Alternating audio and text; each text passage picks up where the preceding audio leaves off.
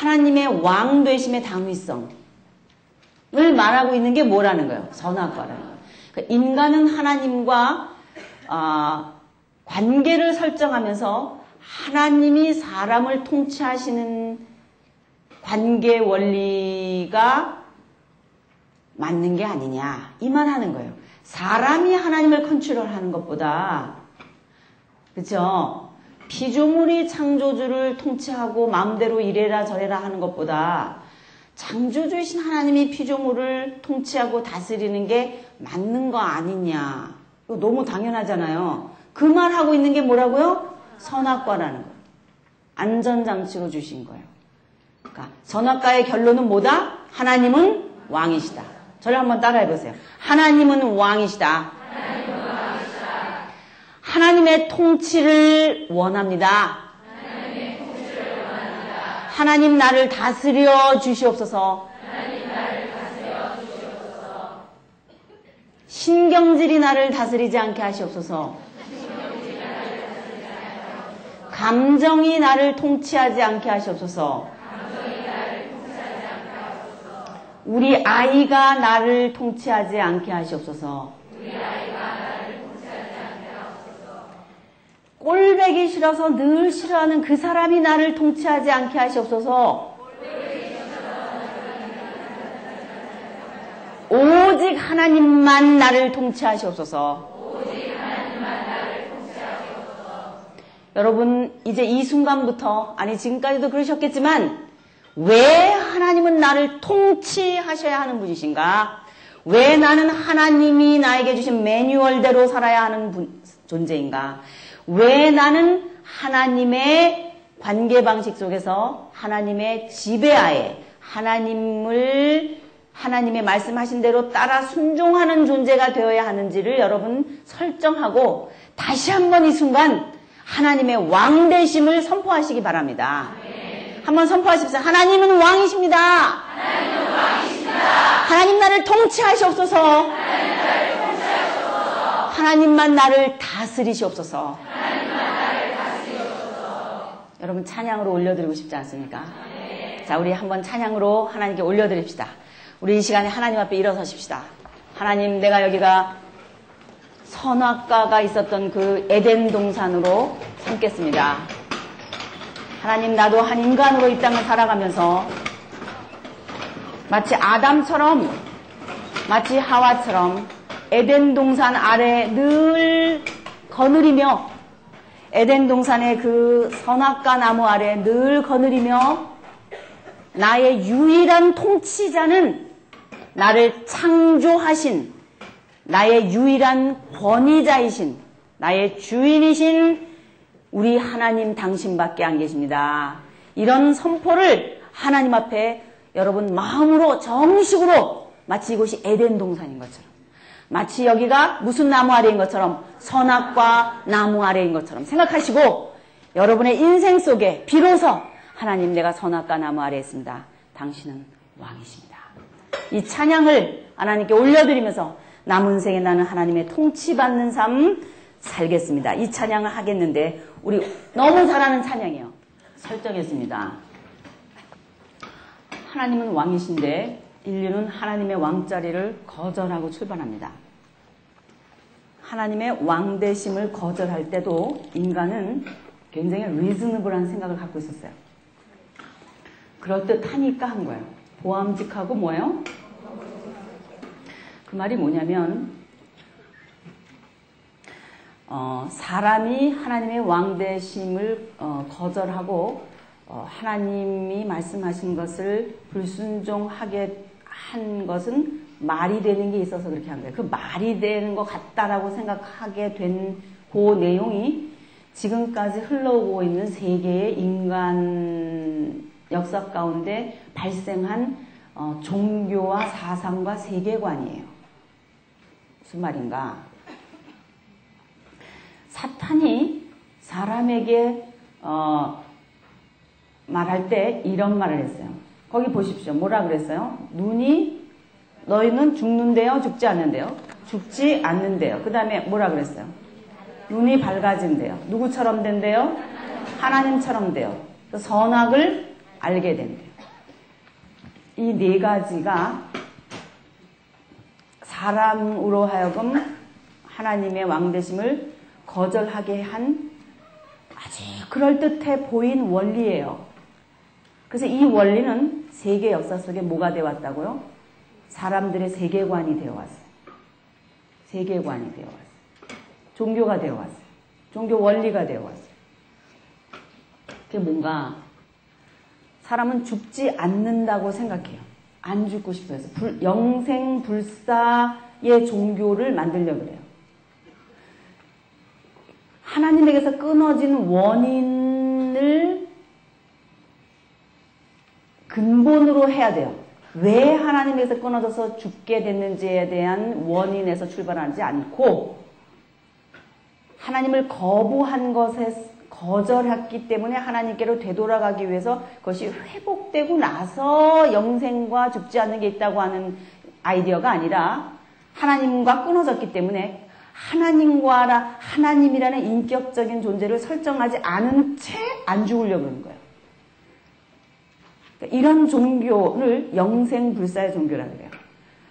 중국의 민간 종교인 도교, 우리가 알고 있는 대로 선녀 이런 거 나오는 거 있죠.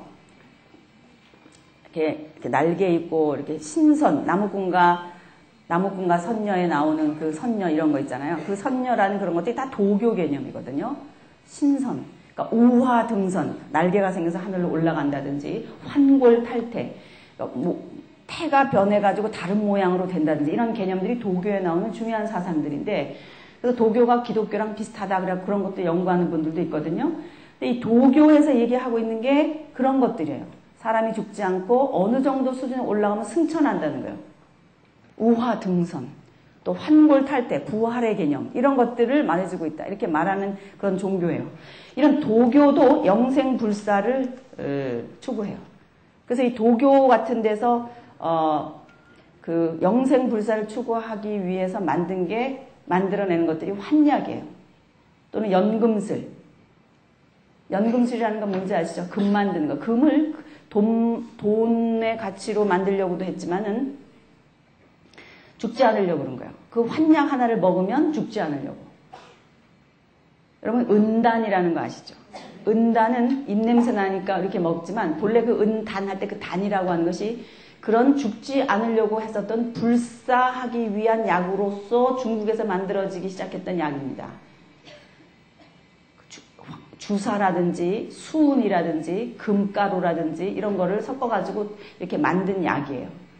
그래서 그런 거를 만들어서 먹었다고 단약이라 그래요. 그래서 그런 걸 먹고 죽지 않고 영생하려고 그런 거예요. 우리 진시황 얘기도 아시죠? 예. 어떻게 하면 안 죽을 것인가? 그러니까 최고의 자리에 오르면 그 다음에 문제가 뭐냐면은 생명이에요. 죽지 않고 싶은 거예요. 영생하고 싶은 거예요. 그래서 인간의 궁극적인 딜레마입니다. 근데 그게 그래서 안 죽는 게 아니잖아요. 그거 먹는다고 안 죽는 거 아니잖아요. 뭐가 근본적인 문제예요? 생명 덩어리이신, 생명의 근원이신 하나님께서 끊어져서 그런 거예요. 그런데 추구하는 거예요. 안 죽는다 그랬기 때문에 그래도 안 죽으려고 추구하는 게 인간의 역사 가운데 종교 현상으로 드러났어요. 정말 안 죽는다 그 말대로 사탄의 말대로 안 죽으려고 하는 몸짓, 그것이 종교 현상으로 나타났다 이 말이에요. 그럴듯한 거예요. 그게. 도교뿐만이 아니라 힌두교라든지 힌두교의 탄트리즘, 티벳 라마 불교에 나타나고 있는 그런 탄트리즘. 이 탄트리즘이라고 하는 것은 뭐냐면은 황홀경에 이르러가지고 신과 합일되어가지고 죽지 않고 영생에 이르는 것들을 말해요. 그렇게 된 상태에 있는 사람을 신선이라고 그러는 거예요. 그래서 초능력이라든지 그런 수행이라든지 왜 요가에 보면은 이렇게 그 돛 닦는 거 있잖아요. 요가의 그 요가에 나오는 체조라든지, 그러니까 조심법, 조식법, 조신법 이런 세 가지 그 수행 방법 이런 것들이 다 있어요. 조심법 이런 건 요가 같은 걸 말해요. 몸 가지고 하는 거예요. 조식법 호흡을 말해요. 단전호흡 같은 거 있죠. 기를 빨아들인다, 기를 내뱉는다 이런 거 같은 거. 그런 것들이 다 그런 그 죽지 않기 위해서 만들어낸 그런 그 방법들입니다. 수행 방법입니다. 결국은 안 죽고 싶다는 거예요. 그런 걸 해가지고. 지금 우리나라에도 굉장히 그런 것들이 많이 있어요. 그런 그 단전호흡이라든지 이런 거 많이 있잖아요. 그러니까 처음에는 막 그 알약을 먹어갖고 안 죽게 만들려고 하다가 나중에는 그걸 자꾸 먹으면 어떻게 돼요? 무슨 중독? 수은 중독 걸려서 빨리 죽죠? 그러니까 중국에서 당나라 같은 때만 하더라도 임금님이 젊은 나이에 요절한 케이스가 굉장히 많아요. 그거 먹고 자꾸 죽으니까 그 다음에는 그 단을 몸에서 만들려고 그래갖고 그 단을 만드는 밭이 있다라고 생각한 게 단전이에요. 단전. 그래서 단전이 있어서 여기서 단을 만든다고 생각한 거예요. 안 죽으려고. 그래서 단전 호흡을 하기 시작하는 거예요. 그래서 그 도교에서 시작된 거예요. 호흡이. 단전 호흡. 숨 쉬는 거. 조식법으로 하는 거예요. 숨을 빨아들인다. 뭐 이렇게 해가지고 하는 거예요. 그래서 단전 호흡을 하는 거예요. 맨날 숨만 쉬고 있을 수도 없잖아요, 근데. 자, 그래서 뭐 여러 가지 얘기하는데 시간이 없으니까 다 얘기를 못하고, 이 죽지 않는다라고 하는 죽지 않기 위해서, 죽지 않으려고 하는 이 움직임이 하나의 종교 현상으로 인간에게 가장 중요한 요소로 나타나기 시작했다는 거예요. 그 다음에 또 뭐냐면 눈이 밝아진다고 했어요. 이 눈이 밝아진다는 것은 enlightenment, 계몽주의를 말하는 거예요. 눈이 밝아진다는 것은 뭐예요? 깨어나는 거예요. 여러분, 눈이 밝아진다. 계몽주의 사상 아시죠? 계몽주의 사상을 enlightenment라 그래요. 세계 역사의 이 철학 사조에 나오는 하나의 이름이잖아요. 계몽주의. 그건 뭐예요? 르네상스, 인간을 인간되게 하는 거예요. 인간의 이성, 인간이 가지고 있는 지성, 합리 이런 것이 진리를 찾아낼 수 있다고 생각한 거예요. 인간의 지성이 못하는 게 없어요. 과학이 발달되면서. 그 과학의 방법론인 인간의 이성, 지성이라고 하는 거, 그것이 이성주의예요. 그것은 합리주의와 과학주의, 이성주의와 맞물려서 과학 숭배 사상까지 오게 해요. 그래서 오늘 이 시대는 어떤 시대냐? 과학을 종교화한 시대예요. 그래서 과학 숭배주의 사상, 우주시대, 지금 우주시대라 그러죠? 그 우주시대다 이렇게 말하는 것의 방법론이 뭐예요? 과학이에요.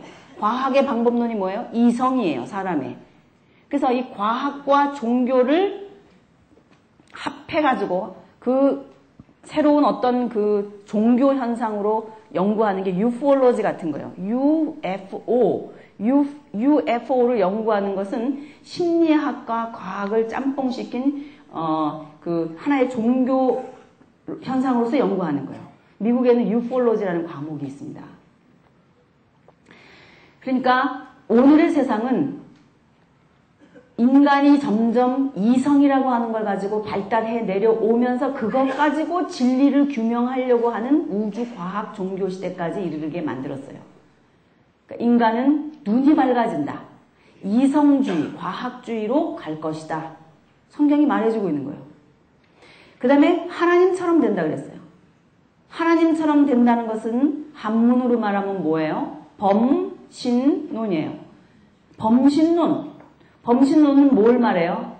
제가 이제 계속 여러분에게 설명드렸기 때문에 대충 그게 그런 건가 보다고 아실 거예요. 하나님은 인격자시라고 그랬죠? 하나님은 인격자 하나님을 설정하지 않으면은 어떤 개념이나 원리가 신이 된다 그랬죠? 노자는 도를 ultimate reality로 봤어요. 궁극적인 마지막 실체로 본 거예요. 도를.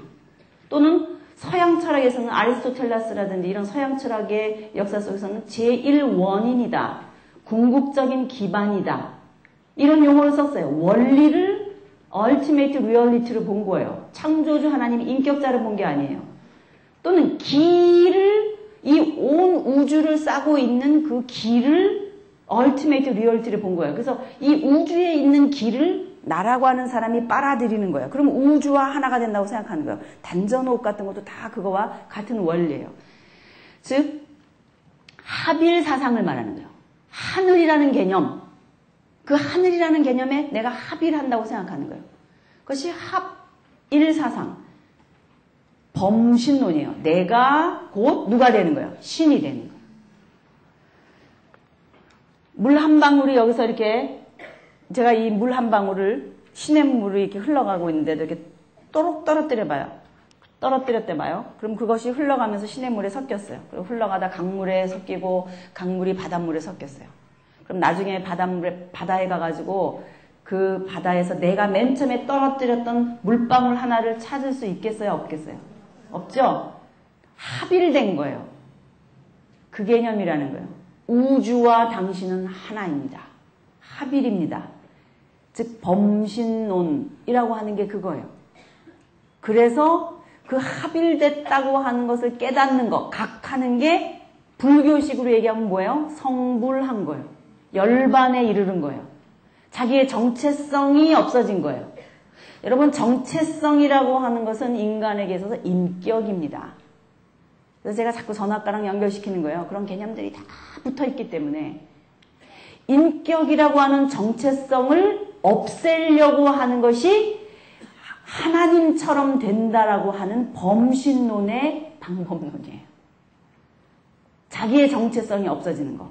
그래서 종교 현상 가운데에 범신론적 신비주의, 합일주의, 신인합일, 범아일여 사상, 제법무아, 장자의 합일사상, 성리학, 성즉 리다, 이런 동양사상이나 힌두교에 나타나는 이런 모든 근본적인 뿌리가 되는 사상들이 전부 다 범신론이며 그것이 성경이 말하고 있는 하나님처럼 되려고 하는 그 마음에서 나온 산물이에요. 제가 그랬잖아요. 이것이 종교 현상이 될 거라고. 그것입니다. 선악을 알게 된다.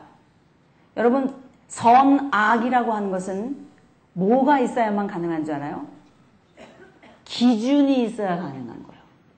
무엇은 선이며 무엇은 악이다. 크라이테리아가 있어야 돼요. 기준이 있어야 돼요. 그 기준이 없다면은 무엇이 선인지 악인지 알 수가 없잖아요. 제가 처음에 공개념에 대해서 말하면서 그런 말씀을 드렸었는데 절대자라고 하는 절대 원리라는 기준이 없으면 무엇이 선인지 무엇인지 악인지 알 수 있어요? 없어요? 알 수 없거든요. 근데 창조주 하나님의 절대성, 절대, 유일하신 절대 하나님, 그 하나님을 설정하지 않으면 선과 악의 개념이 있을 수 없어요. 다 달라요. 사람마다. 기준이 달라요. 어떤 사람은 이게 선이다. 어떤 사람은 저게 선이다. 전부 다른 거예요. 그럼 누구 말이 맞아요? 맞는 말 없잖아요. 이 세상에 있는 사람이 100이면 100색, 1000이면 1000색 다 생각이 다른데 결국 누구 말이 맞는지를 어떻게 알 수 있어요? 전부 상대적이거든요. 그러므로 절대라고 하는 하나님만, 하나님의 말씀만, 하나님의 뜻만 선과 악의 뭐가 되는 거예요? 기준이 되는 거예요. 하나님만 선과 악을 아는 기준을 갖고 계신다 이 말이에요. 우리는 선과 악을 알 수 있어요? 없어요? 알 수 없는 존재예요. 이거 하나만 갖고도 오래 얘기해야지 그게 무슨 말인지 알아서 나중에 로마서에 나타나는 율법의 개념과 은혜의 개념이 뭔지 이런 것들을 알 수 있는데 여러분한테 제가 책을 한권 소개해 드릴게요. 여러 세계관에 관한 책들이 많이 있지만 여러분이 쉽게 읽을 수 있는 책이 있어요. 그 안점식 목사님이라고 합신을 졸업하시고 서울대 동양철학 전공하시고 그 다음에 합신 졸업하시고 합동신학교 졸업하시고 트리니티에서 선교학으로 PhD를 받으신 목사님이 계세요. 지금 여기 이태용 목사님이 하시는 그 선교 단체 있죠? 거기서 교수로 일하고 계시는 목사님이신데 그분이 쓰신 책들 중에 세계관을 분별하라라는 책이 있어요. 그리고 또 영적 전쟁인가? 하여튼 그분이 쓰신 책들이 있어요. 그 책을 여러분이 읽어보세요. 그냥 읽으면 조금 어려울 수 있어요. 근데 자세히 정신 차리고 또박또박 읽어보면 여러분이 쉽게 읽을 수 있어요. 거기 보면 너무 자세히 잘 나와 있어요. 그런 것들을 한번 잘 읽어보세요. 우리 여자지만 파리의 연인 그런 것만 보지 말고 그런 책들도 좀 읽고 우리 아이들도 그렇게 잘 교육시킵시다. 네. 자, 제가 이 사탄이 이야기한 이 내용, 사탄의 사형리라 그래요. 혹자는 사탄의 사형리다 이렇게 얘기했어요. 이 내용이 앞으로 흘러갈 인류의 역사 가운데 세계관이 될 것이다. 인간의 문명을 이끌어가는 정신적인 지주가 될 것이며 사람이 추구하는 가치가 될 것이다. 그거를 말해주고 있는 거예요. 성경이 그거를 알고 있는 거예요. 이 말이 무슨 말이냐? 성경은 정말 온 세상에 인간을 대상으로 하고 있는 학문인 사회과학이라고 말할 수 있는 부분에 대해서 절대적인 법칙을 제시할 뿐만 아니라 사회과학 원리를 제시할 뿐만 아니라 이 세상에 어떻게 다른 세계관들이 있을 건지에 대해서까지도 성경은 말하고 있다는 거예요. 이렇게. 성경은 다 알고 있다는 거예요. 성경은 그러므로 절대적인 책이다라고 여러분 주장해야 돼요. 지금은 종교 다원주의 시대라 그래요. 이 종교도 맞고 저 종교도 맞지 왜 성경에서 말하고 있는 하나님만 진짜 하나님이라고 말하냐. 그래가지고 예수님을 믿고 하는 이 예수 믿는 사람들을 아주 쫌뺑이처럼 생각하고 아주 앞뒤가 콕콕 막히는 것처럼 생각하는 이 시대에 사는 우리가 하나님의 절대적인 이 원리, 유니크한 하나님만 가지고 있는 절대 진리, 그 누구와도 타협할 수 없는 하나님의 말씀의 이 절대성을 여러분이 고수하지 않으면 이 세대 가운데 하나님의 진리가 와해돼요. 여러분이 이거를 사수해야 돼요. 하나님의 말씀만 뭐예요? 절대적이다. 하나님의 말씀만 이 세상에 유일한 구원 얻는 도리이다. 이것을 여러분이 분명히 가슴에 품고 내가 꼭 그렇게 말해야지 사람들한테. 이런 생각하시면 여러분이 언변에 힘이 없어도 성령을 쫓아 사람을 감동하실 것입니다. 네, 지혜에 있지 않아요. 성령의 나타남이 있습니다. 자, 이제는 뭘 해야 되느냐? 이거를 해야 돼요. 이 성경을 기록하신 하나님, 성경을 결국은 기록한 주인공이신 하나님은 인류의 역사가 무엇인지 역사의 성격을 알고 계시느냐? 인간이 살아가는 길을 역사다 이렇게 말해요. 근데 성경은 역사를 어떻게 규정짓는가? 이거를 공부하려고 그래요. 초기 인류 공동체가 앞으로 오고 올 역사라고 하는 인류의 흐름의 방향을 제시하고 있는가? 성경은 그거를 말해주고 있는가? 그거를 여러분과 함께 얘기하고 싶어요. 여러분, 사기는 어떤 사기를 막론하고 사기, 여기서 사기라는 것은 사기치는 거 그거 아니고 뭐예요? 역사 기록.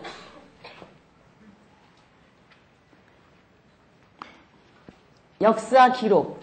어느 나라에나 사기가 있지만 이 사기는 누구의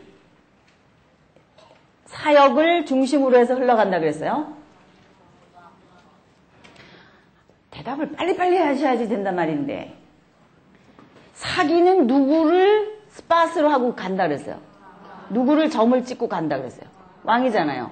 역사 기록이라는 것은 왕들의 뭐예요? 기록이다 이 말이죠. 그렇죠? 아담을 하나님이 창조하시고 아담의 몸에서 여자를 꺼내셔서 인류가 출발하게 하셨으면은 이제 갈 거 아니에요? 이렇게 가는데 성경은 이 가는 길이 어떤 길일 거다라고 규정짓고 있는가? 앞으로 인류의 역사는 어떻게 흘러갈 것인지 성경은 알고 있는가? 성경이 뭐라 그래요? 성경이 안다 그럴 것 같아요? 모른다 그럴 것 같아요? 성경이 안다 그럴 것 같죠? 여기서 모른다 그럴 것 같다 그러면 안 되겠죠? 뭔지 모르지만. 자, 하나님의 왕되심을 거절하고 출발한 인류의 역사입니다. 그렇죠? 그럼 하나님이 앉을 자리를 뺏었어요. 자, 하나님이 여기 왕으로 앉아 계셔야 되잖아요, 여기에. 근데 하나님을 밀어냈단 말이에요. 그럼 자리가 비었잖아요. 그럼 그 다음에 선악과 다음에 나오는 인류의 역사가 뭔지를 성경은 이렇게 얘기하고 있어요. 그럼 누가 왕인가? 그렇죠?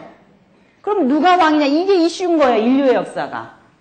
하나님이 왕이었는데 하나님의 자리를 빼들어냈으니 그럼 누가 왕인가? 여기 누가 앉지? 이렇게 된 거예요. 그 누가 앉지? 라고 하는 인류 공동체의 왕자리 싸움의 원리가 무엇인지를 규명하는 게 가인과 아벨에 나타나는 무슨 사건이에요? 살인 사건이에요. 이 살인 사건은 사람을 죽였다고 하는 것은 무엇의 극치예요? 여러 말로 할 수 있겠지만은 사람을 죽인다라고 하는 것은 폭력의 극치예요. 그렇죠? 폭력의 극치. 사람을 죽인다, 해한다. 그러면 A라는 사람과 B라는 사람 하나 사이는 뭐로만 관계하라 그랬어요, 하나님이?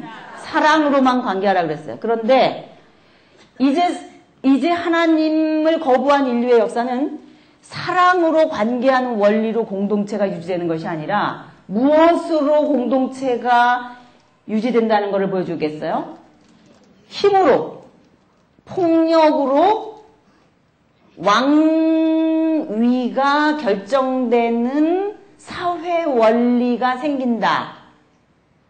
그거를 보여줘요. 여기가 왕 위에 누가 계셨어야 돼요? 하나님이 계셨어야 돼요. 그랬으면 어떤 원리가 됐겠어요? 사랑의 원리로 다스려지는 아름다운 하나님의 나라가 이루어졌을 거예요. 그러지 않고 지금 성경을 보니까 하나님은 이렇게 하고 여기 계셔요. 하나님 없이 출발한 역사를 보니까 선악과 사건 이후에 나오는 얘기가 뭐냐면 가인과 누구예요? 아벨 얘기예요. 하나님과 끊어졌어요. 쫓겨났어요. 그리고 나서 곧 이어서 나오는 얘기는 가인과 아벨 얘기인데, 가인과 아벨 얘기에 한마디 클라이막스로 얘기하라 그러면은 가인과 아벨 얘기에 그 얘기 중에서 어떤 얘기가 되겠어요? 사람을 어떻게 떼는 거예요? 죽였다. 이 얘기잖아요. 사람을 죽였다. 그것이 이 얘기의 중심이다 이 말이에요. 뭘 말하려고 하는 건가 성경이? 이걸 찾아내야 되는데 우리는 뭘 찾아내냐? 아담의 아들은 가인과 아벨밖에 없었는데 또 다른 사람들 어디서 났지? 그걸 찾아내고 맨날 그걸 묵상한단 말이에요. 그래서 성경은 이상하다. 나머지 사람은 어디서 왔을까? 가인이 사람을 죽이고 도망가다가 누구를 만났다는 거야 도대체. 성경은 이상해. 가짜야. 막 이른다 이 말이에요. 자, 우리가 이제 성경을 보는 태도를 다시 가져야 돼요. 성경은 모세를 통해서 제일 처음으로 기록하기 시작했다 그랬죠? BC 몇 년이라 그랬어요? 1500년경에 모세를 통해서 하나님께서 쓰기 시작하셨다 그랬잖아요. 이거를 쓸 때 누구에게 눈높이를 맞췄다 그랬어요? 사람의 눈높이에 맞췄어요. 하나님을 사람이 이해할 수 있는 방법으로 이렇게 만들어서 집어넣어야 우리가 이해한단 말이에요. 그걸 안트로포모피즘이라고 그랬어요. 신의 인격화라 그랬어요. 그러니까 하나님을 인격화, 사람처럼 표현해내서 해야 되는 것도 성경의 기술 방법 중에 하나인 것처럼 앞으로 성경은 히브리 민족의 문화나 히브리 민족의 기술 방법이나 히브리 민족이라고 하는 그 당시의 상황의 틀을 쓰는 거예요. 그럼 히브리 민족의 기술 방법, 역사를 기록하는 방법 중에 중요한 것이 뭐냐? 족보를 사용하는 방법이라든지. 여러분 마태복음을 쓸 때 왜 그 지겨운 족보를 맨 앞에 썼겠어요? 아브라함과 다윗의 자손 예수 그리스도의 세 기회라. 세 기회는 세계가 아니에요. 월드를 말하는 게 아니라 뭐예요? 족보다 이 말이에요. 아브라함과 다윗의 자손 예수 그리스도의 족보라 이 말이에요. 그리고 누가 누구를 낳고 누가 누구를 낳고 계속 놓다가 누가 나와요? 예수 그리스도가 나오고 뭐 몇 대다 이렇게 나오잖아요. 왜 마태가 그러겠어요? 그게 히브리 백성이 역사를 기술하는 틀이에요. 방법론이에요. 그런 걸 무시하지 않는 거예요. 사람의 문화와 사람의 그 사회성과 성격과 하다못해 문학 작품에 쓰는 방법이라든지 이런 것까지를 다 총동원해서 하나님이 사람을 통해서 쓰시는데 하나님의 말씀하시려고 하는 것이 그 오류되지 않도록 보호하시면서도 그것을 하나님의 뜻에 맞게 성령으로 보호하시면서 기록되게 한 것, 그것이 뭐냐면 성경이거든요. 그러니까 성경에 나타나고 있는 기술 방법 중에 어떤 내용들이 있는가 그랬을 때 하나 생각해야 할 것이 여기서 뭐냐면 대표 원리라는 거예요. 뭐예요? 대표 원리. 성경은 꼭 이 흘러가는 역사를 말할 때 우선 대표 원리로 남자를 중심으로 해서 쓴다는 거예요.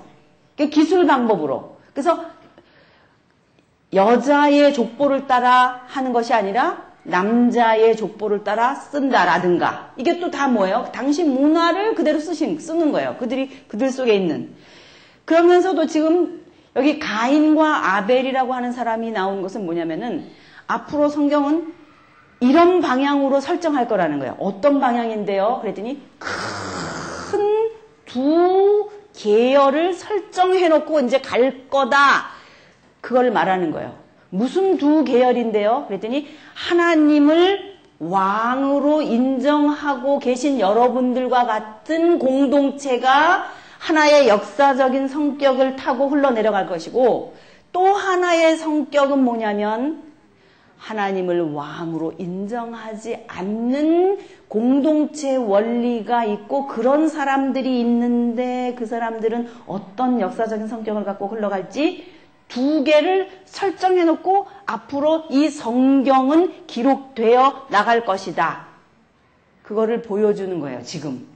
그래서 두 대표가 나타나는 거예요. 여러분, 아담은 900세 이상을 살았어요. 그럼 900세 이상 살면서 요만큼만 낳겠어요? 많이 난 거예요.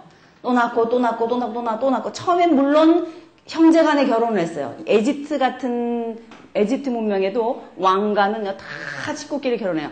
종족에서도 맨 처음에 종족들 조그맣게 이렇게 있는 부족들 있잖아요. 지금도 뭐예요? 자기네 종족 안에서 결혼합니다. 그러니까 초창기에는 그렇게 흘러간 거예요. 그렇게 갔는데 한참 흘러가고 있는데 가만히 그때 와서 역사라고 하는 것을 기록하는 선상에서 뭔가 중요한 포인트를 찝어낼 정도의 특이한 현상이 하나 생겼어요. 뭔가 하고 봤더니 처음에는 그냥 이렇게 아담의 후손들이 이렇게 모여서 이렇게 해가지고 같이 이렇게 얽혀서 이렇게 살았는데 가만히 그 성격을 보니까 하나님을 왕으로 알고 있는 부류가 있고 아닌 부류가 있는 거예요. 하나님을 왕으로 알고 있는 부류의 대표가 되는 사람이 누구냐면 아벨인 거예요. 그리고 하나님을 모르고 인정하지 않고 출발하는 사람의 대표가 있었는데 그 사람은 누구라는 거예요? 가인이라는 거예요. 뭘 갖고 알 수 있어요? 가인은 하나님께 제사 지내는데 뭘로 제사 지내요? 네, 아벨은요. 짐승으로 드려요. 그러니까 우리가 여기서 아담이 범죄했을 때 하나님이 하셨던 제스처 있죠. 그 생각이 나죠. 무슨 제스처예요? 모를 만들어서 대신 이렇게 가죽옷. 그 가죽옷은 하나님이 우주 만물을 창조하신 이래 처음으로 이름도 없이 빛도 없이 죽은 한 마리의 짐승이 희생되고 나서야 껍데기가 벗겨져 가지고 치마가 만들어졌겠죠. 거기서 우리가 알 수 있는 건 뭐냐면 하나님은 어떻게 회복하게 하시려고 하는가를 보여주잖아요. 그 회복하게 하시려는 하나님의 그 얘기가 거기에 살짝 나와 있지만 성경에는 다 길게 안 나와 있지만 거기서 알 수 있는 것이 뭐냐면은 하나님은 다시 관계를 회복하시는데 뭔지는 모르지만 그 이후의 백성들에게 당신을 계시하시되 어떻게 회복하는지를 가르쳐 주셨고 그것을 조차 하나님에게 예배하는 다시 하나님 앞에 나가서 관계하는 어떤 그런 움직임이 있었다는 걸 알 수 있고 그거를 잘하고 있었던 사람의 부류에 누가 있었다는 거예요. 아벨이 있었다는 걸 알 수 있다는 거예요. 그런데 그 아벨을 누가 죽였다는 거예요? 가인이 죽였다는 거예요. 그럼 왜 가인이 아벨을 죽일 수 있었는가? 가인과 같은 삶을 사는 사람들은 그 공동체 안에 유지하는 원리가 있었는데 뭐였다는 거예요? 힘이었다는 거예요. 힘만 세면 뭐 할 수 있는 거예요? 다른 사람의 손에서 빵을 뺏을 수 있는 거예요. 힘만 세면 자기를 이롭게 하기 위해서 남을 해칠 수 있다고 하는 것을 알게 된 거예요. 그래서 그 힘이 주도하는 공동체가 된 거예요. 힘이 공동체를 유지하는 원리가 되는 그런 사회를 만들었기 때문에 그 힘이 누구를 죽인 거예요? 아벨을 죽였고, 하나님의 왕이심을 인정하는 사람들은 이 순간 누구를 잊어버린 거예요? 지도자를 잊어버린 거예요. 그러니까 지도자가 없어진 것 같은 거예요. 이 얘기가 나오는 거예요. 근데 이 얘기가 나온 다음에 하나님은 가인을 어떻게 하셔요? 에덴 동편 어느 땅으로 쫓아내셨다 그랬어요? 어디로 이주했다 그랬어요? 가인이 왜 어디로 갔다 그랬잖아요. 어디로 갔다 그래요? 노 땅으로 갔다 그랬어요. 노 땅. 이것은 에덴 동편이에요. 그러니까 에덴의 동편이면 어디쯤 될 것 같아요? 어느 강일 것 같아요?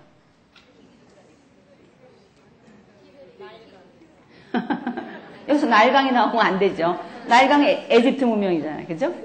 예. 네, 여러분 에덴이 어디라 그랬어요? 에덴이 어느 강과 어느 강이라 그랬어요? 티그리스 강과 유프라테스 강 사이가 에덴이라 그랬잖아요. 그러면 에덴에서 에덴 동쪽으로 갔지. 에덴의 동쪽. 영화의 제목이잖아요. 제임스 딘 나오는 거. 에덴의 동쪽이면 어느 강에 자리 잡은 거예요? 티그리스 강변에 자리 잡은 거예요. 노 땅이 이 티그리스 강변을 말해요. 그곳에 이주해서 성경에 보면 성을 이뤘다 그랬어요. 여러분 성을 이뤘다는 것은 뭘 말하는 줄 알아요? 도시가 생겼다는 거예요. 하나의 공동체가 생겼다는 거예요.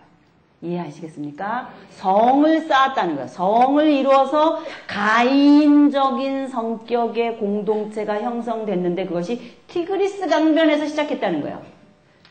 그럼 이 티그리스 강변에서 시작된 문명, 그러니까 무슨 생각나요? 메소포타미아 문명이 생각나죠? 그러니까 성경은 메소포타미아 문명이 어떻게 시작되는지를 이렇게 정확하게 말해주고 있어요. 에덴 동편으로 옮겨간 가인 공동체. 그런데 그 가인 공동체가 하는 일이 뭐냐? 문화가 무지 발달한 거예요. 산업이 발달해.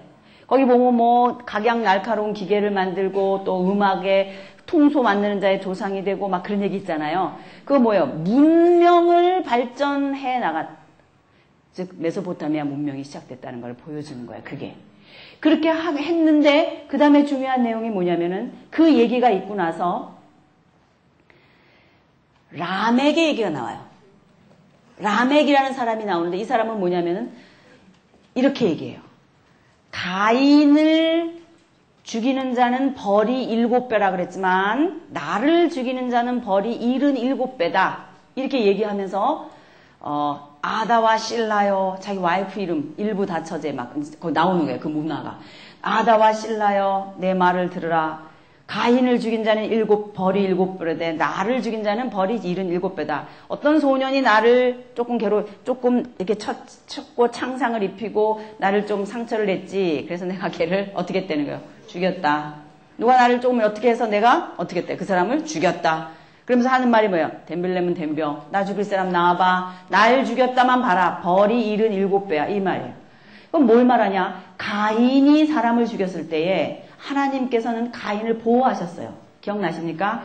이마에 표를 주셔서 가인을 만나는 사람을 가인을 만난 사람이 복수하지 못하게 했다 그랬거든요. 그러니까 가인은 사람을 죽였기 때문에 예를 들면 아벨 공동체에 있는 사람이 예를 들어서 가인을 만났대 봐요. 그럼 가인은 어떻게 하고 싶겠어요? 죽이고 싶겠죠. 그게 사람의 심리거든요. 하나님은 그걸 보호하신 거예요. 연쇄살인 사건이 일어납니다. 그래서 가인에게 뭔지는 모르지만 가인을 죽일 수 없도록 하나님이 보호하신 걸 말해요. 그러니까 이것은 앞으로 공동체 원리 속에서 살인이라든지 이런 형사 사건이 일어났을 경우 개인이 처벌할 수 없다는 걸 보여주는 공동체 원리를 보여주는 거예요. 개인이 처벌할 수 있습니까? 없어요. 우리는 정부에게 의뢰해야 됩니다. 나라에서 와서 참견하지 내가 맘대로 못해요. 우리 가정에 일어난 일이라도. 그러니까 그런 일들을 말해주는 거예요. 그래서 가인은 보호하셨어요. 하나님이. 그랬으면 그것을 깨달아야 되는데 그때도 하나님이 간섭하시잖아요. 하나님의 왕대심이 나타나며 간섭하는데도 그걸 깨닫지 않고 이 가인 공동체에서는 어떤 현상이 나타나냐? 라멕의 원리가 나타나는 거예요. 라멕이 한술 더 떠요. 이게 뭐냐? 메소포타미아 문명이라고 하는 이제 발달되어져 나갈 아수르, 바벨론, 오늘날까지는 이라크라고 하는 나라인데 이 티그리스 강과 유프라테스 강의 그 정치 원리가 뭐가 될 것이냐. 이제는 힘의 원리가 조직화된다는 걸 보여줘요. 라멕이 이런 프린시플을 발표해요. 가인도 7배다. 그런데 괜찮았다. 나는 77배야. 그러니 얼마나 더 괜찮겠냐? 나를 해치기만 해봐라. 어림도 없다.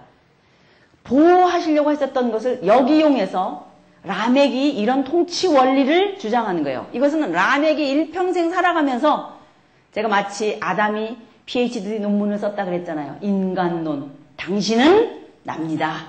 이게 원리여야 되는데 그런 사람 왕하라 그랬거든요. 하나님이. 네가 대표해라. 네가 다스려라. 그래서 대리 통치자로 세워놓으셨는데 라멕이 와서 하는 말이 하나님의 왕되심을 거부하고 출발한 역사 가운데에 중심 인물이 되었던 라멕 같은 사람이 PhD 논문을 말하면서 인간론을 다시 말하는 거예요. 뭐라고 말해요? 힘 있는 자가 왕이야. 이러는 거예요. 나를 해하면 몇 배다? 77배다. 오기만 와봐. 내가 어떻게? 죽일 거야. 살인의 노래를 부르면서 그것이 우리 공동체의 통치 원리다. 이거예요. 이거를 맹자가 뭐라 그랬다는 거예요? 패도다. 너 힘 있다고 칼 빼들고 사람들을 그렇게 하면서 다스리려고 그러는 이 패도들아. 그러면 안 돼. 인의예지로 다스려야지. 성인 국가가 이루어져야지. 옛날 시대로 돌아가자. 그렇게 말하는 거다 이 말이에요. 통치 원리, 공동체 원리, 이상국가 원리예요. 이제 앞으로 하나님의 나라 공동체와 같은 아벨의 공동체가 흘러갈 것이며 이제는 가인과 같은 힘의 원리가 중심이 되어서 흘러가는 또 하나의 부류가 있을 것이다 라고 역사를 규명한다 이 말이에요. 역사가 뭐냐? 힘 있는 자의 통치가 이어져 간 거거든요. 이해되십니까? 이제 라멕을 통해서 인류 일반 역사는 어떻게 흘러갈지를 보여줄 것이다. 이것이 가인과 아벨과 라멕을 통해서 보여주는 인류 일반 역사의 사기의 특징이다 이 말이에요. 자, 이제 너무너무 힘들죠? 화장실도 가야 되겠죠? 자, 그럼 조금 쉬었다가 또 와서 그 이후 어떻게 흘러가는지 또 공부하겠습니다.